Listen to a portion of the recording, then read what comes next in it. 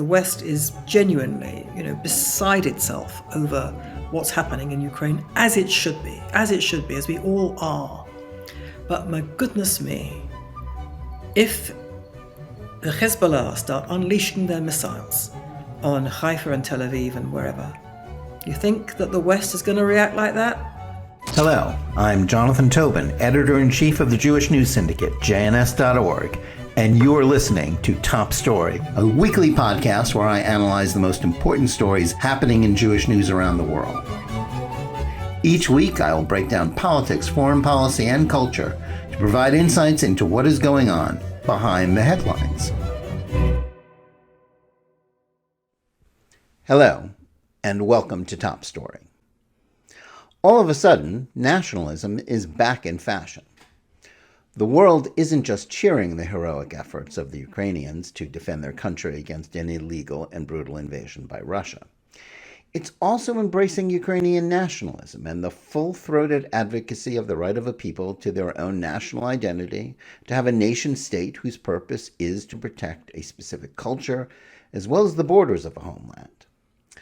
Those who have incorporated the blue and yellow colors of the Ukrainian flag into their social media feeds, or are echoing the Ukrainian slogan of Slava Ukraini, glory to Ukraine, aren't just endorsing the fashionable cause of the moment. They are validating an idea that many of them were quick to scorn under other circumstances.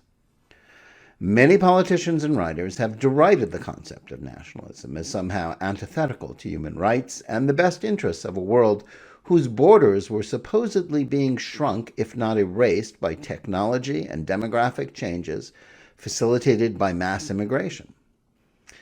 But Ukrainian nationalism is a reminder that the idea of self-determination is fundamental to any notion of liberty. For much of the last generation, nationalism has been something of a dirty word for the chattering classes who determine fashionable liberal opinion.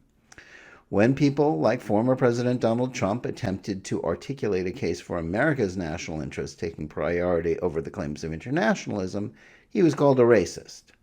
Europeans like Hungarian Prime Minister Viktor Orban were called fascists for their reassertion of nationalism in a way that is now applauded when it comes out of the mouth of Ukrainian President Volodymyr Zelensky. Those who sought to appeal to nationalism were branded as xenophobes when it concerned Americans who decried illegal immigration or the shipping of working-class jobs overseas, or those Britons who wanted to seize back control of their country from the European Union via Brexit. In the same manner, Zionism was decried as racism by multilateral institutions and intersectional ideologues because they say Jews either aren't entitled to or didn't need national sovereignty to protect themselves from those intent on their destruction. Yet the hypocrisy of many of those currently declaring Ukraine's borders to be inviolable is trivial. More important is that this should be a wake-up call for those who have claimed that any criticism of the impact of globalism was somehow reactionary, if not anti-Semitic, or have treated Jewish nationalism as indefensible. That modern nationalism was born in the heyday of 19th century classical liberalism as the peoples of the great reactionary empires of that era sought not just independence, but to use sovereignty to defend their cultures against the homogenizing influence of outside influences, is often forgotten. Of course, nationalism was sometimes used as a tool by despots and those intent on subjugating other peoples. German nationalism may have been born in the effort to throw off Napoleon's tyranny, but it was given a bad name by the Nazis. Russia's murderous authoritarian leader Vladimir Putin has illogically attempted to justify his attempted conquest of Ukraine by branding its government as Nazis, even though, as everyone knows, its president is a Jew. This argument is clearly slander meant to justify his aggression and must be rejected as such. But Ukrainian nationalism does have an unhappy history with respect to anti-Semitism. Ukraine achieved a brief period of independence from 1917 to 1920 before it was crushed by the Bolsheviks. The forces of the Ukrainian Republic were not the only ones to perpetuate pogroms against the Jewish population, but hundreds of such atrocities were committed by those under the command of Ukrainian nationalist leader Simon Petlura, who was responsible for the murder of at least 50,000 Jews. The Ukrainian Republic, reborn after the fall of the Soviet Empire, has honored Petlura's memory. During the 1941 Nazi invasion of Ukraine, many Ukrainians welcomed the Germans. That they did so initially was understandable, given the genocidal oppression they suffered under the rule of Joseph Stalin and the communists. Most repented their stand once they too began to suffer under the Nazis. But many Ukrainians volunteered for the SS and assisted in the murder of Jews. Collaborators who helped the Nazis murder Jews, like Stepan Bandera, have also been honored by the Ukrainians. The fact that Ukrainians elected a person like Zelenskyy, who identifies as Jewish, shows that their country has undergone tremendous changes in the last 80 years. But this is also relevant because of what Zelenskyy said in his address to the Knesset. As he has done with speeches to other parliaments and the U.S. Congress, Zelenskyy pulled out all the stops to generate public pressure on legislatures to support intervention in the war against his country. He's entitled to try that, even if Israel has good reasons to fear the consequences of being pulled into the conflict. But his efforts to shame Israel for not doing enough to help were unpersuasive. He not only failed to thank Israel for taking in a disproportionate number of refugees from the war from such a small country, but also ignored the medical assistance and aid to those fleeing the war from the Jewish state. Many will forgive Zelenskyy his comparisons of the Russian invasion to the Holocaust. Ukraine is in extremis, and to those suffering under the Russian assault, the obvious differences between the attempt to systematically exterminate the Jews and the plight they're experiencing are lost. That doesn't give Zelenskyy the right to make this comparison, but in wartime, such hyperbole is to be expected, if not applauded. But when Zelenskyy seemed to contrast what he asserted was past Ukrainian help for Jews with Israel's supposed indifference to Ukraine's current plight, he went too far. Ukraine has often voted against Israel in the United Nations. However, by saying quote, Ukrainians made their choice 80 years ago, they rescued Jews, unquote, while ignoring the fact that far more Ukrainians did just the opposite, he was falsifying history and blowing up his credibility. Indeed, his comments were no different from the much condemned efforts of the Polish government to deny the fact that some Poles helped persecute the Jews both during and after the Nazi occupation. None of that justifies Russian aggression, but neither his own Jewish background nor being Putin's victim gives Zelenskyy the right to lie about the past. Yet, as the hero of the moment, he will likely get a pass for this, even though his comments will help encourage further unfair and anti-Semitic attacks on Israel. Still, those who are willing to excuse even these egregious statements because of the need to defend Ukraine against Putin should think about their refusal to extend the same support for the idea of nationalism when it comes to the Jews. The Jewish right to sovereignty in their ancient homeland is rooted in history, faith, as well as international law. But the fate of the Jews in Europe during the Holocaust, as well as the long history of discrimination and anti-Semitic violence there and elsewhere, including the Middle East and North Africa, also justifies Zionism. Without a nation-state to shelter and defend them, Jews were perpetually at the mercy of other nations and peoples who use them as scapegoats. Those who depend solely on the guarantees and promises of other nations, as the Ukrainians have done prior to Putin's invasion, cannot be safe. Jewish nationalism is no less justified than that embraced by other peoples. Anti-Zionism may be defended by leftists who ignore both history and widespread current prejudice to declare Jews oppressors and beneficiaries of white privilege. But the notion that Jews, alone of all the peoples in the world, are to be denied the same rights that we applaud when it comes to a country like Ukraine is itself racist and anti-Semitic. Those who are ready to do anything now to defend Ukrainian nationalism should treat the right of Jews to a Jewish state, as well as Americans or Britons to defend their sovereignty, with the same respect. And now to our interview of the week.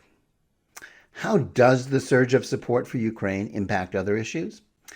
As we've touched on in previous episodes, it's provided a dubious justification for the Biden administration to carry on with its effort to appease Iran, even though it's clear that it's a rapprochement with Tehran and not helping Ukraine that is Washington's current priority. Similarly, it has allowed policymakers to ignore the serious threats from Russia's ally, China. And, as usual, it is Israel that is caught in the crosshairs of the international community for unfair criticisms of its efforts to aid Ukraine while staying out of the war. Yet at the same time, Israel's government hasn't yet fully sounded the alarm about the existential challenge that the new Iran nuclear deal that is expected to be soon unveiled by Biden's foreign policy team. Meanwhile, Israel is also coming to terms with the hostile attitude of the current administration, as demonstrated by the speech by U.S. Ambassador to Israel Tom Nides to the Peace Now group. To discuss all this and more, I'm very happy to welcome back to Top Story as our first repeat guest, one of my favorite columnists and someone I'm proud to call a colleague and a member of the JNS team. Melanie Phillips is a British journalist, broadcaster, and author who has championed traditional values in the culture war for more than 3 decades. She writes a weekly column in the Times of London, as well as for JNS, and regularly broadcasts on the BBC. Her first novel, The Legacy, which deals with conflicted Jewish identity, anti-Semitism, and the power of history, was published in 2018, along with her personal and political memoir, Guardian Angel. Her previous books include her 2006 bestseller, Londonistan, about the British establishment's capitulation to Islamist aggression, and The World Turned Upside Down, The Global Battle Over God, Truth, and Power, published in 2010. In addition to reading her on JNS, you can follow Melanie's work on her website, MelaniePhillips.substack.com. Melanie Phillips, welcome back to Top Story. Hello, Jonathan. Very good to see you again. Great. It's great to have you. Melanie, I want to start off with what remains the top story of the week, the war between Russia and Ukraine, and touch on how Israel continues to be dragged into the middle of it. I think even prior to Russian President Zelensky's address to the Knesset, there was what I considered to be a rather unhealthy and rather unfair amount of commentary about what Israel was and wasn't doing. Now that has been exacerbated by Zelensky's speech, which, though he has gotten a pass for it from many of Israel's leaders, and it was largely ignored in much of the Western press, he attempted to shame Israel into intervening in the war by ignoring Israeli aid to Ukrainians, refugee absorption, as well as making ludicrous comparisons of the war to the Holocaust, and to falsely claim that Ukrainians helped Jews during the Nazis' persecution rather than collaborating with the murderers. So where do you think this stands right now?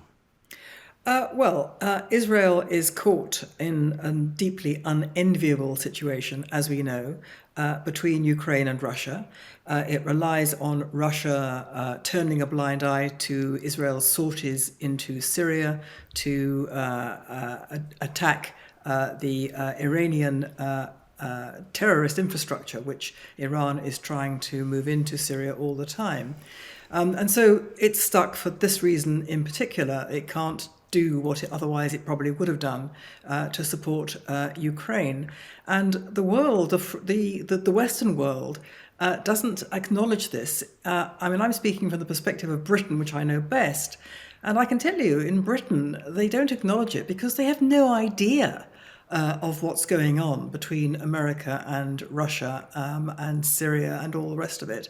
And they have absolutely no idea that Israel isn't just caught between Ukraine and Russia. It's actually caught between Russia and Iran, between America and Iran, in that the hypocrisy of the Biden administration is just beyond staggering. I mean, not only is it doing this extraordinary thing, and we read almost about to conclude this deal with Iran, which basically will allow Iran to get the bomb in a short space of time, will allow it to receive something like $100 million to fund its terrible activities, and so on. But in addition, America is actually using Russia to broker this deal.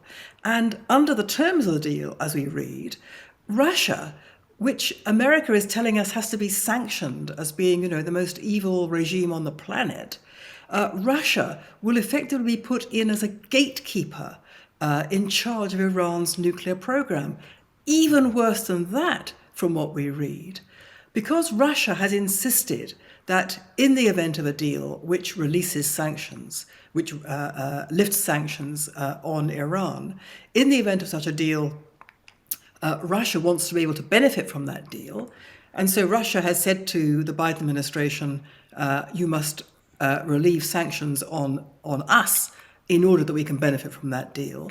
It appears that America is giving way to this and effectively will establish what is a kind of sanctions-busting bank in Iran that Russia can access in order to access trade with Iran, and thus be able to bypass the sanctions that America is holding Israel's feet to the fire to increase and pressuring everyone else in the world to adopt. I mean, I can't begin to exaggerate the extent of the perfidy of this and the stupidity of it. First of all, America, by this deal, will be exposing both not just Israel, but the West to a hugely empowered and eventually nuclear Iran. But it's doing so in a way that actually also facilitates Russia to avoid the sanctions that America, is trying to impose. And, the level of hypocrisy and duplicity and perfidy and sheer imbecility is really hard to understand. Yeah, well, I guess the only way I can understand it is that for the Biden foreign policy team, the priority has always been Iran. They're focused, yes, on Ukraine. It's what everybody in the world is talking about. But when push comes to shove, they, as you say, they are willing to allow Russia to evade sanctions just to keep the Iran deal going. I mean, it's amazing. It could have been put on hold for the duration of this conflict, but they're full speed ahead. Rob Malley and Blinken have no breaks when it comes to Iran, do they? Yeah, and meanwhile, by this tremendous campaign of pressure on Israel and the sort of the disproportionate focus upon Israel for not doing what otherwise it should be doing to support Ukraine, disproportionate in that other countries of the West are not doing what needs to be done. I mean, America itself is not providing the weaponry, especially in the air, to allow Ukraine to defeat the Russian forces. This hypocrisy is what I find so perplexing. And in Britain, people have no idea about this. They have no idea about the impending Iran deal. They have no idea about the role that Russia is still playing and will play in supervising the terms of this deal. And one has to wonder why this is, why the world's press, why the Western press, avoids telling people what's going on. And one can imagine all kinds of sinister reasons for that. But it is a very striking aspect of this and very troubling. Yeah, I quite agree. Let's concentrate for the moment on the sort of the effort to push Israel to do more about Ukraine and Zelensky's speech. How do you see the debate inside Israel about the war going? In most of the world, sympathy for the Ukrainians and hostility to Putin, both of which are entirely justified, is sort of overwhelming everything else. Is that also overwhelming the reluctance of Israel's people to, as well as its government, to pick a fight with Russia and its forces next door in Syria? It depends who you're talking to. I mean, there are a number of Israelis who are very realistic and see very well the dilemma that Israel is in between Russia and Ukraine. I think you would have to have a heart of stone not to sympathize with the Ukrainian people and the appalling suffering that's being inflicted upon them. But there are voices in Israel raised against Bennett for not doing more, both from the left and the right. But in terms of actually giving more. Giving weapons to Ukraine, I don't hear a great deal of cry for that. It's more just this sort of emotional reaction on a kind of human level, and it's quite hard to tell, quite honestly, how the average Israeli member of the Israeli public sees this, and to what extent they process all these rather complicated elements of the situation. Yeah, I think that's really kind of gets to the heart of it. It is a complex and very puzzling foreign policy dilemma for Israel as well as for other countries. But the emotional surge of sympathy for Ukraine does tend to overwhelm everything. And the way, Zelenskyy has become sort of our generation's Churchill, is another thing. I mean, I think someone I respect as much as even Andrew Roberts, the great historian, actually used that phrase. And I tend to, buy whatever Andrew Roberts is selling, but yet I can't quite buy that, although I understand it because he didn't run away. He's sort of leading his people. But, his speech, which happened one day before we're taping this episode, which included some really amazing, wrong-headed stuff about history. How did that play inside? Well, of Israel, I think we're going to see it has played extremely badly for a number of reasons. First of all, as Yad Vashem said, it's a trivialization of the Holocaust, and this, in Israel and in the Jewish world in general, but in Israel particularly, you don't trivialize the Holocaust. I mean, it's an absolutely red line. Secondly, people have a kind of culture, there's a strong and quite immediate cultural memory that the Ukrainians were, as you yourself have suggested, heavily complicit in the Nazi genocide. And indeed, from personal experience of the survivors, they behaved more viciously even than the Nazis on many occasions. Having said that, there were Ukrainians who helped the Jews to survive and escape, and we know that the Ukrainians as a country, the Ukrainians as a people, took more casualties from the Nazis, I think, than any other country. But I had another thought listening to, or reading, in fact, as I did, the text of what Zelenskyy said to the Knesset. It was very interesting because it seemed to me, I mean, he's quite a young man. He's in his 40s. And it seemed to me to betray a genuine ignorance of the past in the Ukraine during the Holocaust. And, I was reminded immediately of what I've encountered, and it's not particular to me, it's a fact, but I've encountered it personally, the extraordinary ability of the Poles to tell themselves that they did no wrong in the Second World War, in the Holocaust. They played no part in it whatsoever. They never persecuted the Jews, and that they were, because they were themselves so much the victims of the Nazi regime, which they were in great number, and many Poles ended up in the concentration camps, in the extermination camps, alongside the Jews. The story they told me was that the Jews were picked on by the Nazis because they were Poles, and we were all equally targeted. Now, I picked up a bit of that in Zelenskyy's remarks, because at one point he said, and I can't quote him accurately because it's just from memory, but at one point he said, the Ukrainians helped save the Jews. Now, Right.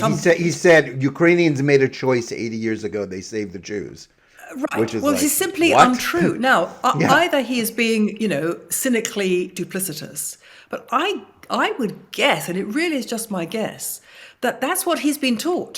That's what the Ukrainians have been taught. It's their kind of, their national myth in exactly the same way that the Poles tell themselves, we were the victims of the Nazis alongside the Jews. So, they were, but the Poles carried out atrocities on the Jews in Poland before, during, and after the Holocaust. That's right. And I suspect that Zelensky has been subjected to the same kind of mythologizing about Ukraine's past, which has sanitized what happened in Ukraine during the Holocaust. But that's just my guess, because his remarks were just completely outrageous, obviously. And I would guess that, until he made those remarks at the Knesset, he was the, unchallenged hero, the Churchill of our time. And today, you can't be the Churchill of your time if you make up lies like that. Yeah, well, I completely agree. It's undoubtedly true that Ukraine has changed. I mean, there's no way to interpret their election of a Jew as their president other than to say that they've changed. And yet, the Ukrainian Republic has honored Petlura, who was their leader during the war against the Bolsheviks from 1917 to 1920, who was himself a pogromist, who was responsible for the murder of tens of thousands of Jews. It's honored even some of those who collaborated with the Nazis, like Bandura. It's kind of a very, Ukrainian nationalism has a very troubled history with anti-Semitism. I think that doesn't excuse, Putin's attempt to brand, Zelenskyy as a Nazi or excuse the invasion. But it does make for some really troubling, historical revisionism that is, I think, certainly here in the United States, is getting completely lost in the overwhelming sympathy we have for Ukraine, which has, to some extent become sort of in the world of social media and sort of popular culture, the successor to the Black Lives Matter movement and sort of COVID support for COVID regulations as the fashionable cause of the moment. Right. Well, it's not quite the same in Britain, I think. But general sort of bemusement. Well, I mean, certainly the emotional outpouring about Ukraine is just unstoppable. And the Zelenskyy address has been covered in the media, but it certainly has provoked no general outrage in Britain. Mm-hmm. Right. In Israel, it's a different matter, obviously. Well, as it should, although I might add, in the initial coverage of it, it seemed as if the cabinet and the Knesset was quite divided. I mean, there were members of the cabinet that were perfectly okay with what he said. I find that hard to believe, except insofar as I would find anything believable when it comes to the Israeli Knesset. Don't operate according to normal rules of human interaction at all, as far as I'm concerned. Yeah, it's kind of crazy. I want to sort of explore the whole question of sympathy for Ukraine a little more deeply. What do you make of the sudden applause for nationalism, so long as it's expressed in the blue and yellow colors of the Ukrainian flag and in cries of glory to Ukraine, when seemingly only yesterday the same chattering classes in the West were condemning nationalism as inherently fascist and decrying Trump's policies on immigration and trade, as well as the desire of Britons to reclaim control of their own country via Brexit, as xenophobia? Well, it clearly doesn't make sense. It doesn't hang together for 1 second. And none of these fashionable ideologies hang together for 1 second if you look at them, in any of them. I mean, is it really support for nationalism? I don't think so, because, well, let's unpick this a bit. For the progressive fashionable classes, nationalism has been a cause certainly that they can and do support when it's espoused by people they believe are the victims of the West. So, for example, the Palestinians. That's a nationalist cause, except of course it's not, because there never was a Palestinian nation. Well, put that to one side. As far as the progressive West is concerned, it's a nationalist cause, and that's absolutely fine. And they support, a state of Palestine, and they support the armed struggle, many of them, for that state of Palestine, because it's against a bad nation. Why is Israel a bad nation? Well, among other things, because it's perceived to be a white Western nation. Of course, it's not white, it's largely brown, but put that to one side. But it's considered to be a Western nation because it's considered to be a province of America, and because it's considered to be ruled by white European origin Israelis. So, the dogma on the left is that it's not a nation which is a bad thing. It is the Western nation state which is intrinsically racist, oppressive, colonialist, exploitative, and all the rest of it. So along comes Ukraine, and the first anyone thought about Ukraine was when it was getting smashed. And, these dreadful images on our screens the whole time. And consequently, there is support for, those people. So along comes Zelenskyy and says, we're a nation, we're going to fight for our nation, we're going to, and everybody goes, yes, that's absolutely correct. And they don't put it together. I mean, if the Ukraine crisis were to disappear tomorrow, be resolved in some way, would people in Britain, for example, then say to themselves, you know what? This idea of the nation, we really got that wrong. We now see from Ukraine that in order to defend yourselves against an oppressor, against an aggressor who wants to invade your territory, you've got to have territory. And it's got to mean something to you, and you've got to want to be attached to it. It's got to represent, your homeland and your country, and therefore we've got all this wrong. And now, we're going to be patriotic Brits. No, I mean the people who were patriotic Brits, because they have always understood that, will remain as such. But the people who, have gone to the wire in Britain over the last half century for the idea of universalism, for the idea that the nation state is the cause of aggression and war, that without the nation state, there would be, John Lennon's Imagine would be the way we would run the world, and that you have to dissolve or supersede the nation state by a supranational set of institutions, the European Union, the United Nations, international human rights law, all of which denies the primacy of laws passed by a nation through its own democratically elected parliament. Now, I mean, that's the fight that went on in Britain over Brexit. And, the Brexiteers won and Britain left the European Union. But the fight isn't over. Those people who all basically believed in the EU because they believed that the only future for the human race was to dissolve the bonds of the Western nation state, which were intrinsically oppressive and aggressive and all the rest of it, those people still have that view. Now, those people are looking at Ukraine, and I think they are very conflicted. I think what they're saying makes no coherent sense. The more honest of them, who are in public life, are tying themselves up in knots over this, because they can't resolve these contradictions, and they won't resolve these contradictions because the dogma goes too deep.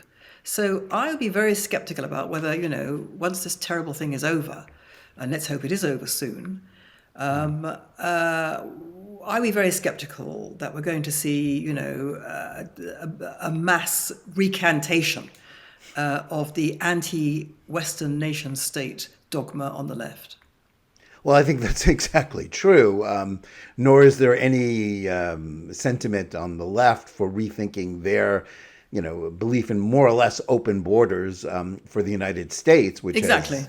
which is a story that has gone largely unreported. That the massive surge of illegal immigration on America's southern border and the collapse of enforcement of immigration law in this country. Nobody's drawing any lines, between the dots on that and sort of the idea of the Ukrainians defending their borders. But whatever respect that people have for nationalism, while they're crying glory to Ukraine, there's always an exception made for Jewish nationalism, isn't there? Yes, absolutely. Which is the one form of national self-determination that liberal elites always have trouble justifying. Well, indeed, and that's due to a number of reasons. First of all, the belief implanted by decades of Palestinian Arab propaganda that the Jews colonized a land that was occupied by indigenous Arabs, and that's obviously gone very deep. But I believe there is something rather more sinister behind the opposition to Israel, in addition to the Palestinian propaganda, in addition to the Western liberal dogma about the nation state being a bad thing. I think there's something even more sinister than that, which is the idea of Jewish power is inimical to Western anti-Semites. And when you look at the people for whom the idea of Jewish power is a terrible thing, you realize how deep and how wide anti-Semitism is. One of the cardinal features of anti-Semitism, which, as we know, has many terrible features, but one of the features is that there is a paranoid belief that the Jews have unconscionable, even supernatural power over the world. They stand behind the institutions of the West, of the powerful part of the world. And they control capitalism, and they influence the foreign policy of America, and they influence the world in their own interests to the detriment of everybody else. So, this idea of Jewish power, and this goes back, absolutely centuries and centuries, and it's taken different forms, but it's basically the same thing. Jewish power is something that is beyond belief. It's so strong, and it's so global, and it's so overwhelming, and it's so evil. And, here is Israel. And it was fine when Jews were dying from this point of view. Fine when Jews were powerless. Then we could all, keen over them and mourn them as a lost people, which, obscenely the West does at the very same time that it's trying to deny Israel the power to defend itself. Because what gets up their noses, something terrible, is this idea that the Jews in Israel have power, military power, power to cause death. And I think this goes really, really deep. It doesn't matter whether Israel is only ever using its military power to defend itself and protect innocent life, which is the case. I think uniquely in the world, Israel's defense force is precisely that. It only operates in its own defense. And then in extreme circumstances. It doesn't matter to the West. They see a Jew in charge of armaments and using them in Gaza or wherever, but particularly in Gaza, where it mainly happens. And they think this is proof positive that the Jews are an evil force. And I think, therefore, it's not surprising that the attacks on Israel for defending itself are not only wrong-headed and factually inaccurate and mischievously misleading in many respects, but there is something completely unhinged about them. They are beyond reason. They are couched in imagery which is redolent of the anti-Semitic blood libels going back centuries. And I think there's no coincidence. It's this business of Jews and power. So I think, the Jewish nation state, as you say, uniquely, Jews are not entitled to their nation state. And it's their own nation state in their own historic homeland. And I think that's not simply because, as I say, of dogma, not simply because of decades of propaganda, but because I'm afraid of this. I'm afraid to say there is something that is really, really rotten deeply rooted in Western society about the Jewish people. Yeah, I think that's true. And I think that even loops back to our discussion about why everyone is so concerned about what Israel is doing in the Ukraine-Russian war. I mean, Israel, Exactly. is a small country on a different continent. It has no, has no capacity to intervene in the way that NATO, which is right there with its armed forces, or the United States, Yep. does. And there's a debate in the United States. I mean, there's even some respected people who say let's have a no-fly zone in Ukraine, while others point out what you're calling for is for Americans to be actually involved in fighting Russians. And well, maybe that's not such a great idea. Maybe America should be determining its foreign policy based on what's in its natural interests rather than just out of sympathy for Ukraine. But somehow the Jews are uniquely singled out as somehow having the power or the responsibility to act in a certain way that nobody else seems to apply to themselves. Yep. Yep. Once again. It's sort of a bizarre form of anti-Semitism that anybody even cares what Israel does about the Ukraine-Russia war. I mean, it's like, why do you care? It's like, if you analyze it, the Israelis are sending medical teams, they're absorbing, large numbers of refugees, but still somehow Zelenskyy was saying, you're indifferent, you're not doing enough, you're not saving us. Somehow, you talk about being educated in sort of a different, from a different perspective. He sort of absorbed that same idea that Jews somehow, not only have the responsibility of, to not act in their national interests, but to somehow do things that nobody else does. And he is a Jew. Yes, and he is Jewish. So which also goes to this idea of Jews sharing this distaste for Jewish power. And I guess my segue, that gives me a segue to the rather curious, or in some ways infuriating, speech that the current U.S. ambassador to Israel, Tom Nides, made to the Peace Now group, where he not only said his heart was with them and with their efforts to pressure Israel, and to basically for America to dictate, that it knows what's best for Israel, not the Israelis. That the implementation, the exercise of Jewish power made him very uncomfortable. Made him very uncomfortable, and it also showed the tremendous contrast to his predecessor, who decided he was there to actually help foster good relations between the two countries and not act as sort of the imperial proconsul there to give orders. Yes, I mean, I think if one had any doubt about the malice in the Biden administration, as well as its incompetence towards Israel, malice among certain members of the Biden administration, not all, this was it. This Nides speech was malicious. First of all, a man in that position surely knows the history, surely understands that whether or not you think that Israel should or should not be in control of all these territories, the disputed territories, surely a man like that would know that originally that's the land that was promised to the Jewish people by the international community in the 1920s. It was, when the Palestine mandate was given to Britain, with the responsibility to Britain to settle the Jews throughout Palestine.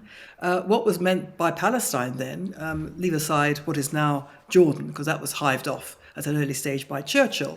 But what was left, the territory within which the Jews were uniquely entitled to settle because of their historic claim to the land, was what is now Israel, the West Bank, so-called, the disputed territories, and Gaza. So what's he talking about? There's no acknowledgement of that. And the other thing was that the thing that really struck me, quite apart from the offensiveness of and stupidity and oh, for goodness sake, don't go down this road again stuff about about the settlements and all that, as if the settlements were the problem, as if Israel or the Jewish homeland wasn't under attack for decades before there was even one settler in the so-called settlements. Yeah, I mean, he's sort of stuck in that time loop of 1993, isn't he? Yeah, exactly. But the other thing that really got up my nose, something rotten, was and where I thought this is real malice, was his remarks about pay for slay. He referred to it as the martyr payments, and he said they have caused an enormous amount of problems. Problems? He's talking about financial incitement to mass murder of Jews, of Israelis. And he says it's caused a lot of problems. I mean, this man is living in a different moral universe, and assuming he's not out on a limb, assuming he represents the attitude of the Biden administration, then one can only say this is not just stupendous historical and moral ignorance, but it is malice. I mean, to say that, the incitement to murder Israelis is a problem is just astonishing. And well, it's not really astonishing if you have formed the view as I have, that the Biden administration is, it is not a friend of Israel. It is,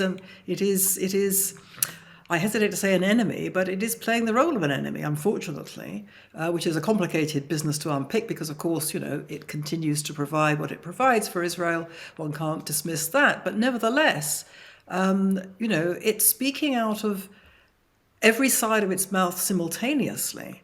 And quite apart from the fact that, that kind of does your head in because you can't work out what the blazes it's actually saying at any one time, it means that under cover of doing good things for Israel and being seen to do good things for Israel, so that the base in America, especially, all those,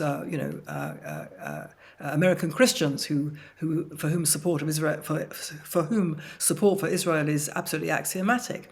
So, you can pretend to be still supporting Israel, while actually what you're doing is taking the ground from under its feet and exposing it to the very, very, very real risk of mass murder, while denying its legitimacy in the land, which to me is, well, as I say, I would use the word malice, malevolence, something worse than incompetence. Yes, I think that's true. And, I think a lot of us were operating under the assumption that the Biden administration, that the people there were too smart to sort of go down the rabbit hole of Palestinian, nationalism and a two-state solution because the Palestinians don't want it. They were all there. The same people were there with Obama. They saw that the Palestinians, whatever their malice, as you rightly say, about Israel, they saw the Palestinians weren't going to go along with anything. And yet we can certainly see attitudes that will lead you to believe that the State Department, the administration, is geared up for great hostility to Israel vis-a-vis the Palestinians. But of course, the real danger, and much more important than even what Nides said, is the unveiling of this new Iran nuclear deal by the administration.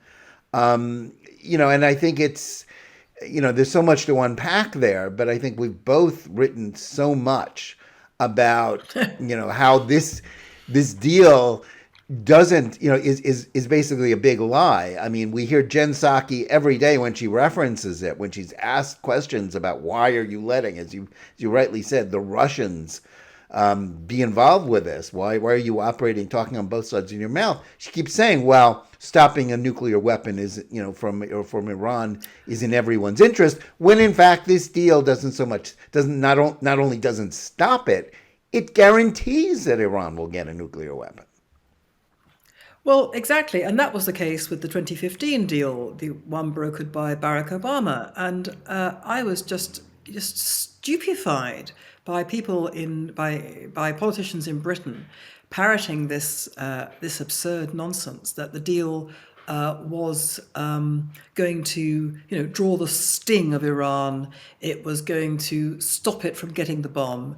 There were before the deal was signed, there were untold numbers of solemn declarations by certainly British politicians and American politicians. I can't remember whether the Europeans said these things in terms, but certainly Britain and America did. That it was unthinkable for Iran to get the bomb, and therefore no effort will be spared in stopping Iran from getting the bomb. And when the deal was done, we were told it's going to stop Iran from getting the bomb.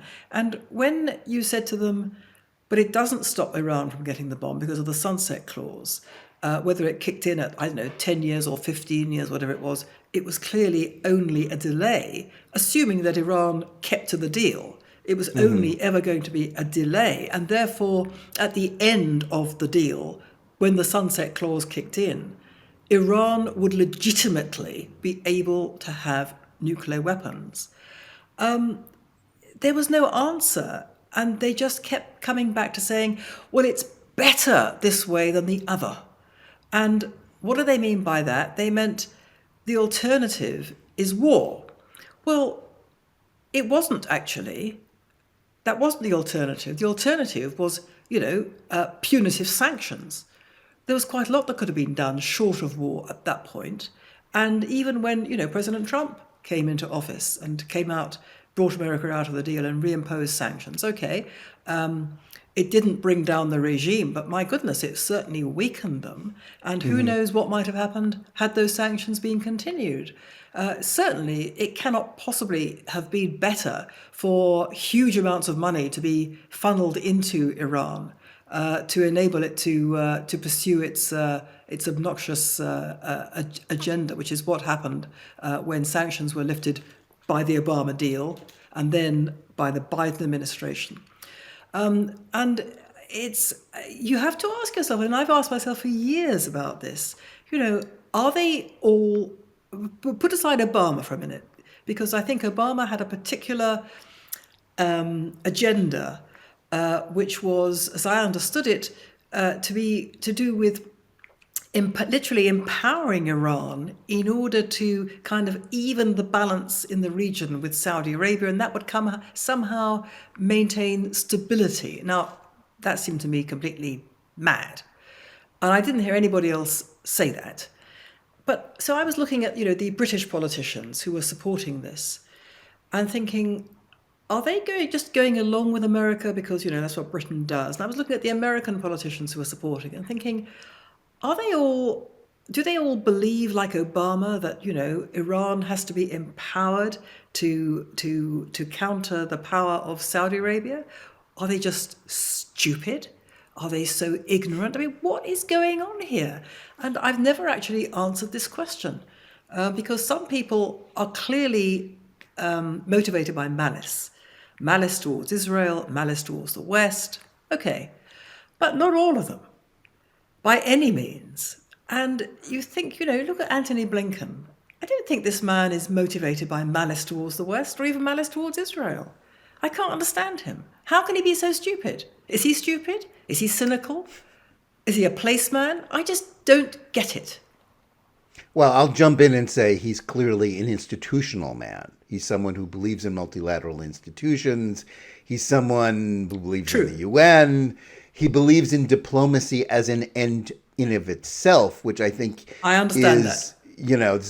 That's a common thread between the U.S. State Department, the British Foreign Office, and that mentality. I know. I've written that. Yes, so I know it's true because I've written it. But yes. even given that they think like that, they're looking at Iran. $100 million. They know what Iran's going to do with it. How can they maintain both of these views in their heads? I don't get it.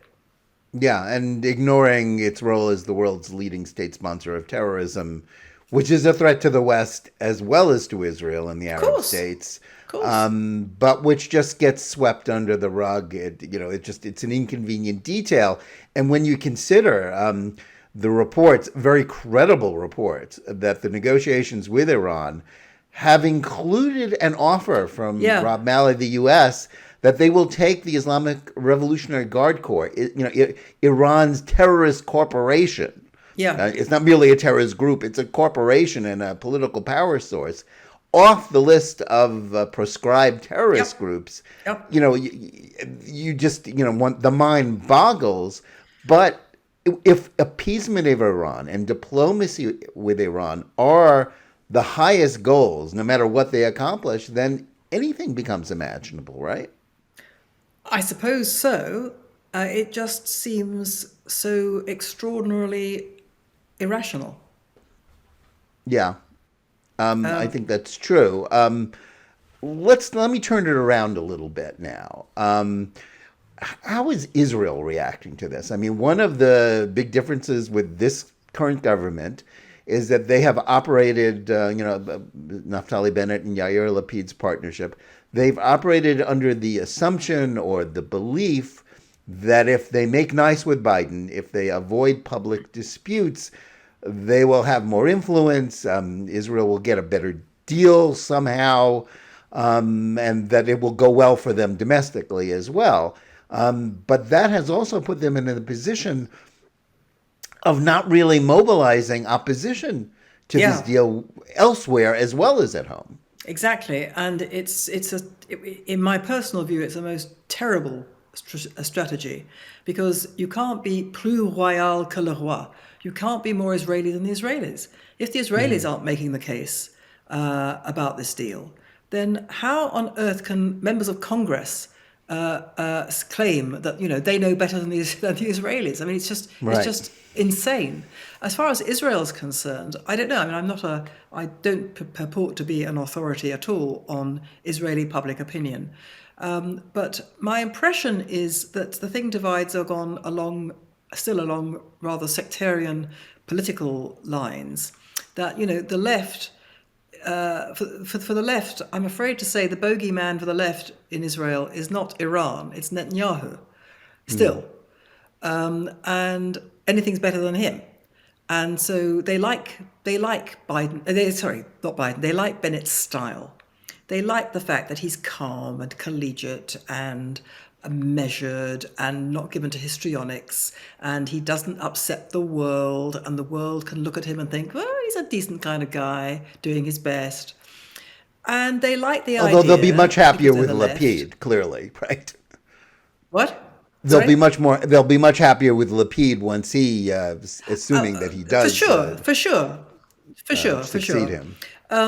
And then there's all the people who are not the left, who I will not call the right because I think that's a term of abuse. But anyway, that's my personal thing. But people who are not on the left are beside themselves about this.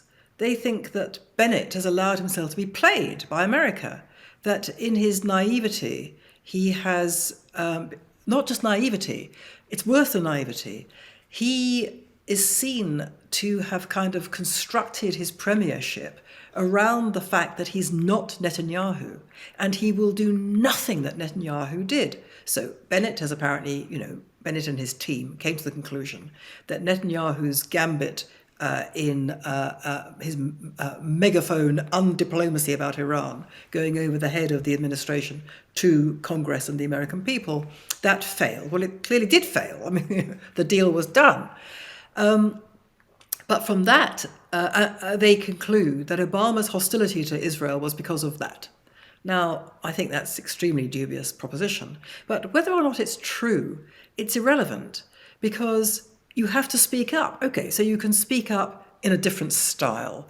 You could be more forensic, you could be more measured, but you have to speak up. You have to lay the arguments before the people. Otherwise, how does anybody know? And so in Israel, people who are not the left are viewing this with absolute horror. They think that Bennett has just sold the past completely in terms of public opinion. It's not surprising that there is no public groundswell of public outrage over the proposals for the Iran deal, because no one knows about them, because Israel hasn't said anything about them. And Bennett is also perceived by people who are not the left as being the prisoner of his coalition. They look in horror at Lapid and at the fact that Lapid is going to become the prime minister in whatever time it takes. They look in horror at the fact that the coalition hinges upon a four-man Islamist party.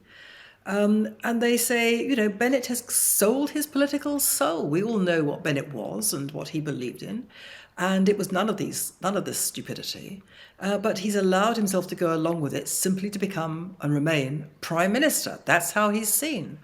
And so I think those divisions, which you could say preceded Bennett's arrival as prime minister, remain. And I think that is affecting the way people are viewing the whole unfolding Iran debacle.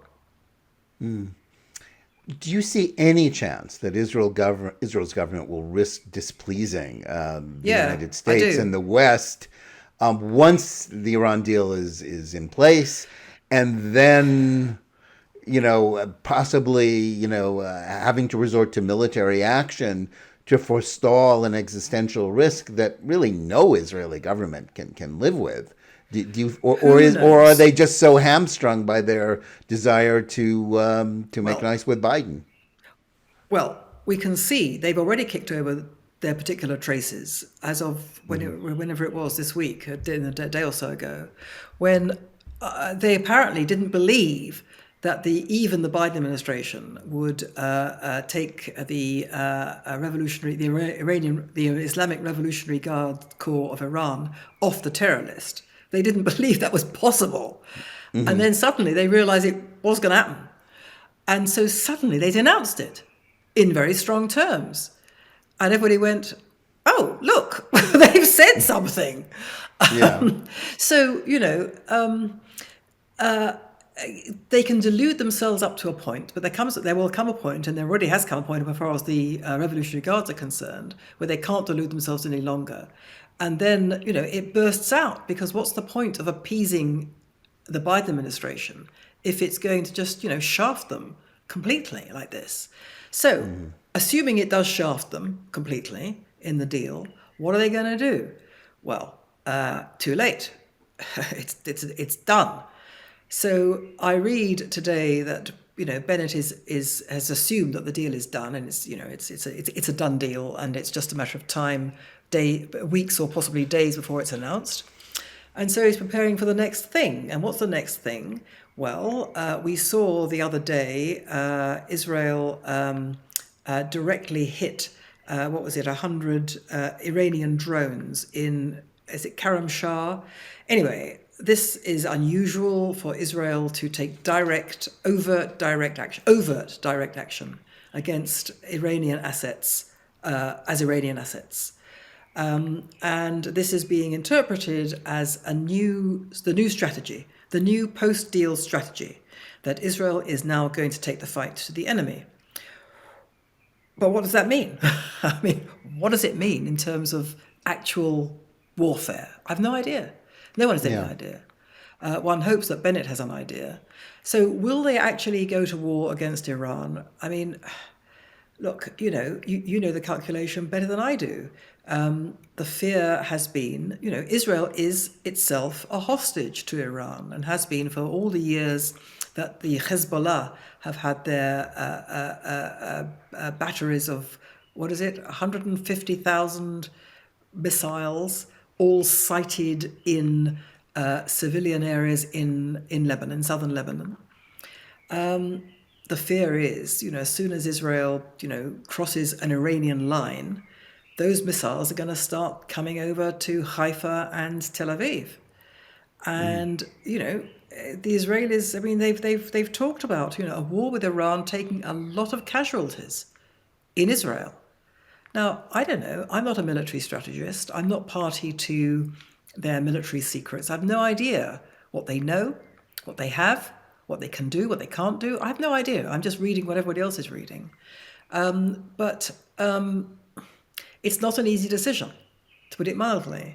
And but having said all that, with all those caveats, Israel cannot live with an Iranian bomb. It cannot. And so something's got to give. What gives, at what point it gives, I can't tell you. I have no idea. Don't think anyone's got any idea.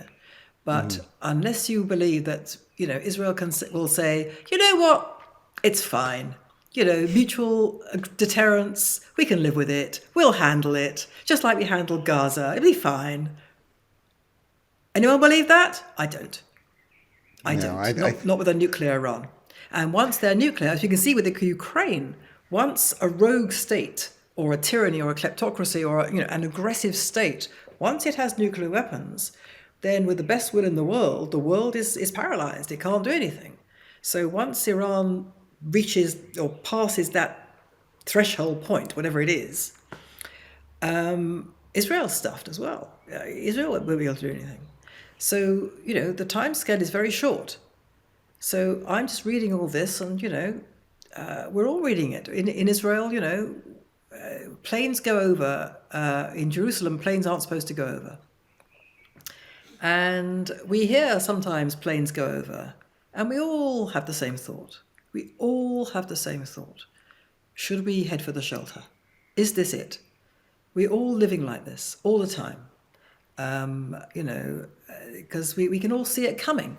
And it's a terrifying situation. The rest of the world, could they care? You see, one of the things I take from this Ukraine horror is that, we can see the West is genuinely, beside itself over what's happening in Ukraine, as it should be, as we all are. But my goodness me, if the Hezbollah start unleashing their missiles on Haifa and Tel Aviv and wherever, you think that the West is going to react like that? Like it's reacting over Ukraine? I'm afraid I don't. And that's what we learn. Israel is on its own, as I've always known. But the terrible thing is, this is a terrible thing to say, but I do think it's true. Why has the West reacted in this viscerally emotional way to what's going on in Ukraine? It's terrible. Objectively terrible. We're seeing terrible images. But, there were these dreadful images coming out of Syria, year after year after year. How many are dead in Syria? Was it 500,000, 1 million? No. Mm-hmm. We all lost count. We all lost count because we all stopped looking.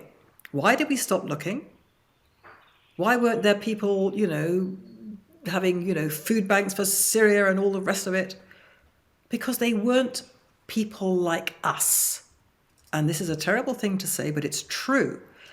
To the Europeans, the Ukrainians are people like us. You hear people saying this. They're just like my family. I'm afraid to say the Jews are not and never will be people like us.